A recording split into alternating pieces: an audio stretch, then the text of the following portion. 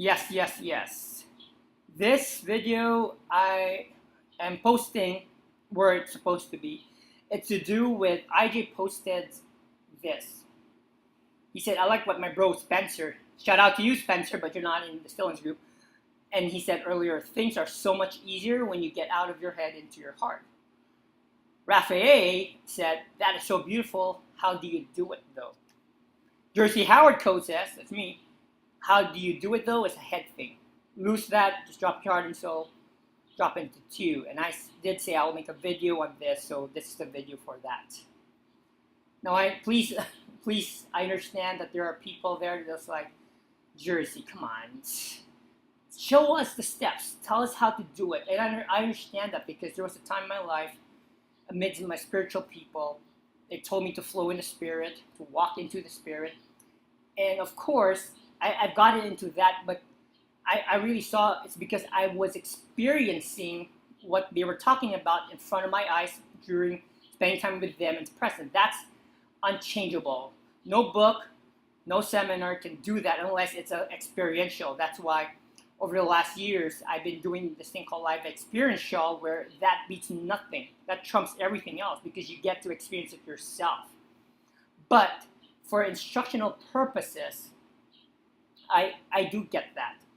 That you do kind of want a guide, you do want a guidepost and like to show me like the little steps to make that happen. Now I'm gonna say this at the front of this, that it's really a personal thing because I can talk to Mike or Sharon and they'll tell me what their students will bring about for them. And it doesn't have to be like what I'm going through, but that's because it has to do with them. And that's okay. So where this is concerned now, how do you drop from your head to your heart? I want you to understand first, I just want you to say, it's okay that you don't know how. Just say it. This is so cool that I don't know. Really, get excited about being in this space right now that you don't know how. Okay, can you do that? Because we live in a world where we have been trained from birth to live in our minds, right? Even the way we breathe, it's still a chest thing. That's not, our breathing needs to go down all the way to our belly, back up. We don't even breathe like that anymore. So to give an example, I just received a call from Jenny on registry, and she was asking me about, love live and certain things, and the other thing like the OIAL thing, and I'll just, and we were talking and she was saying, can you tell me more of like how like how will like the money come through, whatever. And I was saying, I said, Jen, that's the thing. It's because we live in a world where money concern is the first thing people ask. Like, how much do I get? How much will I make, right? And I said, that's the reason why I want to bring this about, because it's not about that. We have lived such in a shallow part of life that our life is shallow. It's Facebook, it's posting pictures, it's letting people experience what we experience and as if they care. They don't. Even this video, I already know you guys don't care about this video.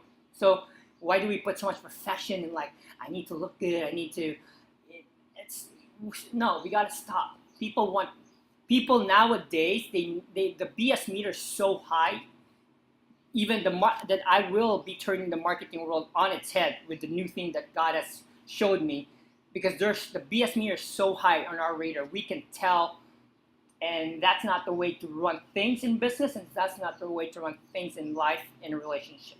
What people want is what's real, okay? And what's real is this. What's real for you may not be real for me, but as long as it's real for you, and then you bring that out to the world, that's going to hit the people who also feels that same realness, bam, with you. So to give you the semi-quasi instructions, and I want you to thread on this lightly, is, okay, before step one is hide all your devices, your iPhone, anything that will distract you, that you're already addicted to, the food, doorbell, IMs, devices, TV, movie, Netflix, what have you. Okay, just take it out, because that's external. But we're also going to be removing stuff that distracts us, we're addicted to in our minds later on. So after that step before step one, now let's get into this. Step one. I want you to get to a place, so which is stillness, right? The place of silence, place of stillness. And then I want you to go close your eyes. Just close your eyes, okay? And then take a deep breath, 3 or 4, 5, 7, whatever you want. Okay, not based on the New Age thinking that, you know, it's Kundalini spirit, and not based on like the Ayurvedic teaching of health, which is good, but not, and we don't really need that for this purpose. So again, it's a practice, and it's not just a one-time event where you got it, unless that's possible too. But it's a practice. So I want you to now get into your body, meaning most people don't even know they live in a body. I know they look at it, but they think it's them, but they don't even actually feel like they're walking in their bodies. And the way I tell my people to do it is be aware of the energy that's flowing through your body, because energy is always flowing through you. We live in North and South Pole, and energy is always constantly going through the whole Earth, and we are also affected by it. So an easy way to do it is put your attention on your fingertips. Like you see my beautiful alienic fingertips. See, right now I'm feeling energy going here and here. Now it's here. Just feel it. Be aware of that. Put attention on that. See, now I'm going to put attention on my toes.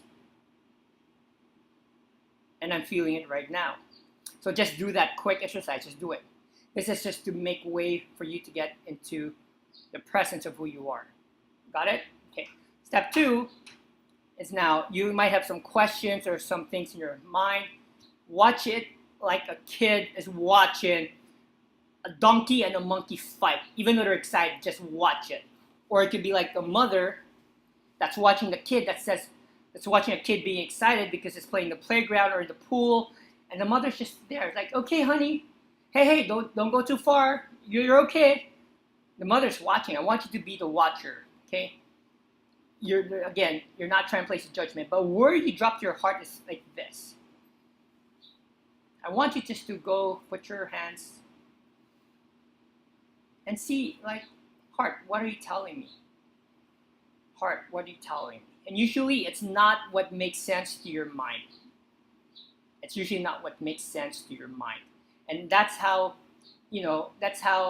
and the way I practice it to become such in a place where I do that daily is every time, even in, eating lunch or dinner, I'll be like, you always should ask, like, what's the best seller for sure. But then I'll also, like, I'll take a moment just to close my eyes or, like, what should I have? And then the first thing that comes to mind is probably the answer your heart was giving. It did not have any evidence of what to pick. It did not have any evidence of what to say. It just picked. So that's the application throughout the whole day. When you're making a decision, a choice, as simple as, like, what juice do you want to have right now? And I always say, I kind of smell it, the juice, and whatever tantalizes my tongue, that's what I'll go for. But now you want to go to your soul where you don't, I know there are stuff there, like the bestseller burger, or whatever. Hedjin, Felix and I went to this great burger back in Vietnam. And so it's like, hey man, this is the best burger, yeah. I said, what you gonna get now? I'll probably get the same burger, it's so good, right? And then I just looked at it, there was like the blue cheese, and I said, man, that feels good to me. Like, here, I just felt it. It wasn't spiritual, it wasn't anything. Even though the bestseller was this, I said, I'll get the blue cheese. And then I got it, and then Felix changed this to the blue cheese. Actually, no, he did not. And so when I got it, I gave Hedjin some, I gave Felix some to try. They both said it was really good. So that's what I'm saying. When I picked out, you're gonna start seeing that everything really comes from your heart. The good stuff will come from your heart. The true stuff will come from your heart. So I don't know if that, even if this video helps a way, but I'm hoping to give you a practical application to take a moment, pause for a moment, and just drop down, meaning forget the head, okay? So, like, what am I going to do now? So even I get text messages and Messenger, whatever, and there are times where because I don't have the phone on me 24/7. I really don't. But when I get it, there's for sure there are times where I'll be like, I see like this messages here, and I'll just feel like don't even look at it first. You need, because once I do, I'll be trapped for 15 minutes, 20. I mean, it's here. There's a reason, because you're not only dealing with your own reality, you're dealing with other people's reality. Because once you move the needle in this reality, guess what? Almost automatically, it changes for other people's reality. Okay, and there's such a whole world we don't know and understand, and we're trying to live in this world with our mind, which probably only knows what 10%, 12%. That's why I'm so fascinated with the sciences of like the dimensions, where we're living in 4 dimensions, and that's all we're basing our facts on, arguments, stories, and I'm trying to tell you there's so much more dimension that we have not even tapped. And I'm trying to live in that dimensions. Sorry, I'm trying to live in those dimensions. And then I'm telling you, it's possible, because I've seen certain things happen in my life based on me going for that instead of the sure thing, right? And like a simple example was just a simple, and I'll end this story. 2007 or 6, my friend called me, Cesar, and he said, "Hey, bro, how you doing?" I said, "I'm doing okay. I'm doing great, right?" Now, prior to this phone call, I auditioned. It's not audition. I went to this summer school. Like, they were looking for teachers. At that time I was teaching like ESL English to like Korean nationals that came to the Philippines, and I went there and I applied. We did, and I remember the head teacher was saying like, "Jersey, we out of all the teachers, we really like you, so we were giving you a contract for 2 months." I forgot how much they were paying, but it was pretty good at that time. And so I said, "Okay, sure, thank you so much," right? So I said, when do I send a contract? They said on Monday. Okay, now back to the phone call. It was a Saturday. So Caesar called me and said, "Jersey, I think it might be God's will for you to come out here to Subic." Great place, by the way. And then he started telling me like, "This is what's going to happen if you go here. You're going to stay in a hotel room." Once he said that, my mind was like, rock star, yeah, rock star lifestyle, hotel rooms, right? And of course, he talked about like, they're going to pay for your dinner, lunch, breakfast, whatever. But all I heard was like rock star, even though he did not say that. So I went. So he gave me the address. I went with luggage and my papers and whatever, and I went there, not knowing if I'm going to be accepted. But he just said they're looking for teachers, and he told me about that. People from Manila will have to stay in a hotel, their own hotel rooms. So I went there, and I'll fast forward. I went there, and the story was the secretary said, "Oh, we're no longer looking for teachers." So in my mind, I'm like, "Oh man, I wasted just coming here for nothing. Thanks a lot, And then at the same time, like the manager came out, and he said, "Who's that?" And he said, "He's coming. He came from Manila." And he said, "No. Let's let him give him the test and whatever, right?" So I did. I waited, and then the next thing I knew, I was in the office of the owner, right, Mr. Sung, I think Sung, I'm not sure. And so we talked, and he started saying, "Jersey, I like you. I like what you see. I see UCLA." I told him that. I said that was for acting, directing, and theater. That was not for English or any educational matters. He said, "But that's okay." He said, "Now, we don't pay the same rate as Manila. We only pay like 200 pesos a day. That's like $4, right, for you out there in North America at that time." So I said, "Oh, big mistake. Because the company that I'm about to sign with, they're gonna pay me much higher." So I said, "Can you give me 10 minutes? I'll pray about this." And so I was making my way to the door when he came. He was behind me, and he just kind of like hugged me. I don't know. It's not Brokeback Mountain, okay? But he hugged me, and for some reason, I'm like, he said, "Jersey." He said something where suddenly I saw my hand just like shaking his hands, like it's a deal. We're done. Okay. Now, in the obvious, I should have stayed with the other company that's paying me like 20, 30,000 a month. Pretty good at that time. Instead of getting here, going to Subic and getting paid their wage of 200 pesos something a day. and I'm stuck there, right? So, but I got a hotel room, and okay, all that. Here's what happened in reality. Afterwards, the first month, they both decided, the manager and the boss, that they want to keep me long term. So they said, okay, we're gonna keep you long term, and we're gonna raise your salary. Okay. At the same second month, they said, Jersey, we really like you. We're getting a lot of great stories, like we're getting great feedback from the students and the mothers, so we're gonna raise your salary again. So I was making like 25K or something, and then I took on the shift from I forgot the company, the company in Subic from Korea, whatever, something gin company. Overnight, I mean, like in the nighttime with the business guys, boom, and my income shot up to like like around 30,000 a month. Had free hotel room, had free breakfast that they gave us money to buy, like whatever, dinner. And I mean, it was fun. It was fun. But then I met certain people who kind of also brought my destiny further and stuff like this. And some of my good friends came from that sky, meaning the Filipinos, my co-teachers. I'm kind of still with them, and some of the students.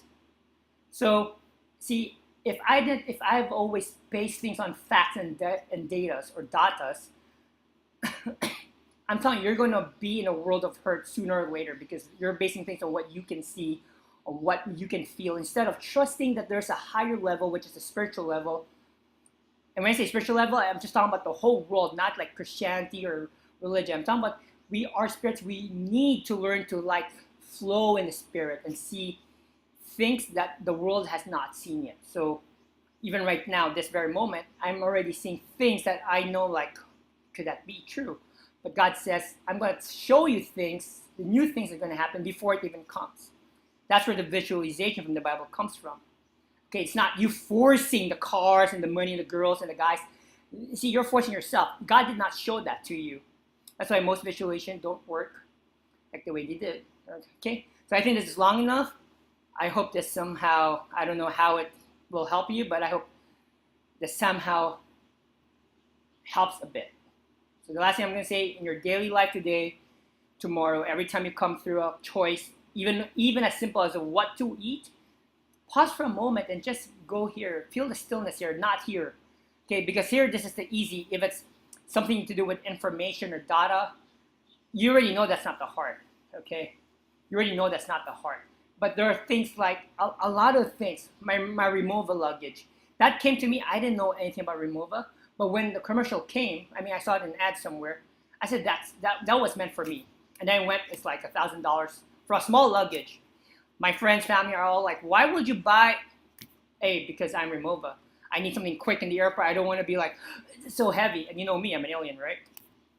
There are certain books that no one ever told me, not recommended by bestsellers, but it just spoke to me. I got to change my whole perspective. So, I mean, you got to start living here, okay?